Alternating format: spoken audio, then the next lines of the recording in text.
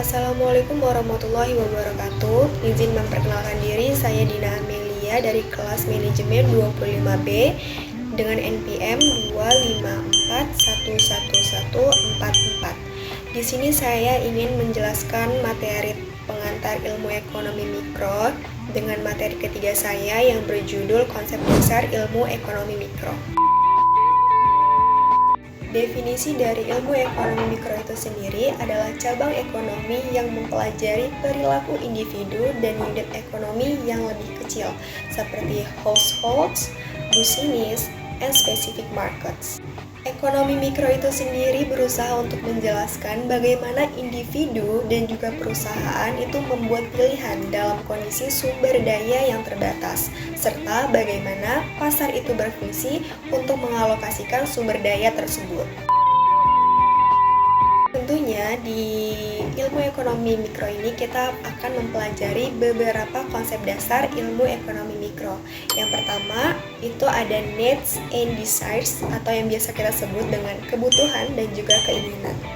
Ekonomi mikro itu berasal dari pengertian dasar mengenai kebutuhan dan juga keinginan manusia, di mana kebutuhan itu adalah segala sesuatu yang diperlukan untuk kelangsungan hidup seperti food, clothing, and shelter. Sedangkan keinginan itu adalah hal yang tidak mendesak tetapi diinginkan oleh setiap manusia seperti luxury good, entertainment, dan juga travel. Lalu yang kedua itu ada kelangkaan atau yang biasa kita sebut dengan scarcity. Konsep kelangkaan adalah inti dari seluruh ilmu ekonomi di mana kelangkaan itu mengacu pada situasi sumber daya yang tersedia seperti land, labor, and capital.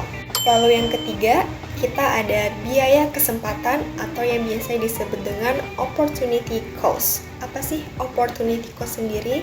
Itu adalah biaya dari memilih satu pilihan dibandingkan dengan alternatif lainnya. Lalu yang keempat itu kita ada permintaan dan juga penawaran atau yang biasa disebut dengan demand and supply. Di mana konsep ini adalah dasar dari pembentukan harga dalam ekonomi mikro. Permintaan itu sendiri merujuk pada jumlah barang atau jasa yang diinginkan oleh konsumen pada berbagai tingkat harga selama periode waktu tertentu. Dan ada pun hukum permintaan itu sendiri yang berbunyi the higher the price of an item, the lower the demand, atau yang biasa diartikan dengan semakin tinggi harga suatu barang, semakin rendah jumlah yang diminta. Sementara itu juga kita ada penawaran di mana jumlah barang atau jasa yang siap dan sanggup ditawarkan oleh produsen pada berbagai tingkat harga. Dan juga ada hukum penawaran itu sendiri, the higher the price of a product, the more product will be offered by product. Yang biasa diartikan dengan semakin tinggi harga suatu barang, semakin banyak barang yang akan ditawarkan oleh produsen. Lalu yang kelima itu ada elasticity, di mana itu mengukur sejauh mana perubahan harga mempengaruhi jumlah barang dan yang diminta atau ditawarkan. Lalu yang keenam itu ada marginal. Ini berfokus pada perubahan kecil dalam variabel ekonomi. Lalu yang ketujuh kita ada equilibrium price, itu terjadi ketika jumlah barang yang diminta sama dengan jumlah yang ditawarkan di pasar. Pada titik ini tidak ada kekurangan atau kelebihan barang. Adapun ruang lingkup ekonomi mikro ini mencakup berbagai aspek yang berhubungan dengan kegiatan ekonomi berskala kecil, yaitu yang pertama kita ada teori konsumen, di mana teori konsumen ini kita menganalisis bagaimana konsumen mengambil keputusan untuk membeli barang atau jasa agar memperoleh kepuasan atau yang bisa kita sebut dengan utility maksimum dengan keterbatasan pendapatan. Lalu yang kedua itu kita ada teori produksi.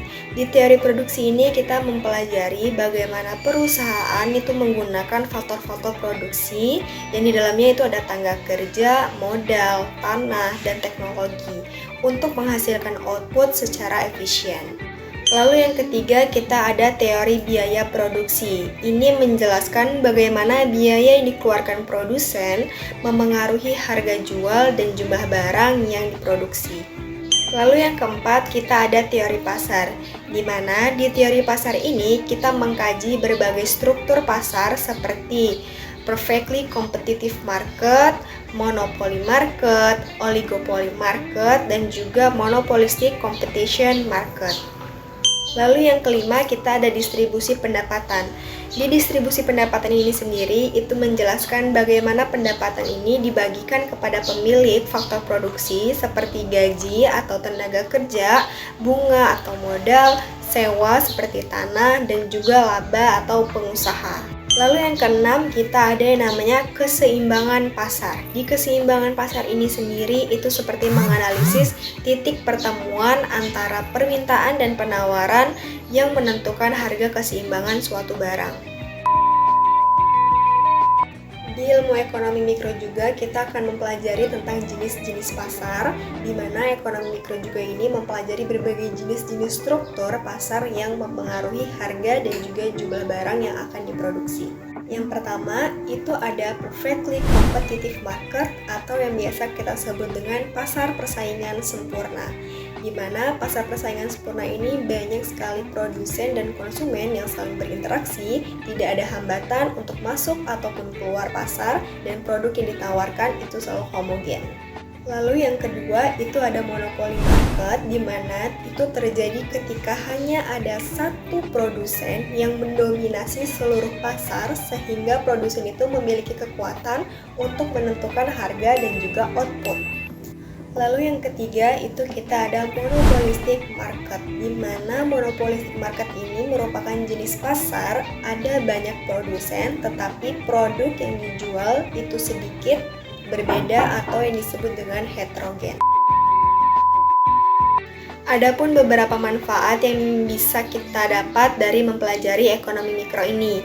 Yang pertama, itu kita bisa membantu memahami mekanisme pasar dan juga harga. Lalu yang kedua, itu membantu individu dan perusahaan mengambil keputusan ekonomi yang tepat. Lalu yang ketiga, kita bisa menjadi dasar dalam merumuskan kebijakan pemerintah di bidang ekonomi. Lalu yang keempat, itu mendorong efisiensi dan produktivitas dalam kegiatan ekonomi. Lalu yang terakhir, yang kelima, itu bisa memberikan pemahaman tentang cara mencapai kesejahteraan ekonomi yang optimal. Adapun beberapa tujuan mempelajari ekonomi mikro ini, yang pertama, itu kita bisa memahami mekanisme pasar dan penentuan harga. Dengan memahami interaksi permintaan dan penawaran, kita bisa mengetahui cara kerja pasar. Lalu yang kedua, itu membantu pengambilan keputusan ekonomi. Baik individu maupun perusahaan dapat membuat keputusan yang efisien dalam produksi dan juga ekonomi. Ketiga, dasar bagi kebijakan ekonomi pemerintah. Ekonomi mikro ini membantu pemerintah dalam merancang pajak, subsidi, dan regulasi harga. Keempat, meningkatkan efisiensi dan kesejahteraan ekonomi. Dengan penggunaan sumber daya yang optimal, kesejahteraan masyarakat ini pasti dapat meningkat. Beberapa contoh penerapan ekonomi mikro dalam kehidupan. Yang pertama, perusahaan menentukan harga jual produk berdasarkan biaya produksi dan kondisi pasar. Lalu yang kedua, konsumen memilih barang yang memberikan kepuasan maksimal sesuai dengan pendapatannya. Lalu yang ketiga, pemerintah menetapkan harga dasar dan harga maksimum untuk melindungi konsumen dan juga produsen.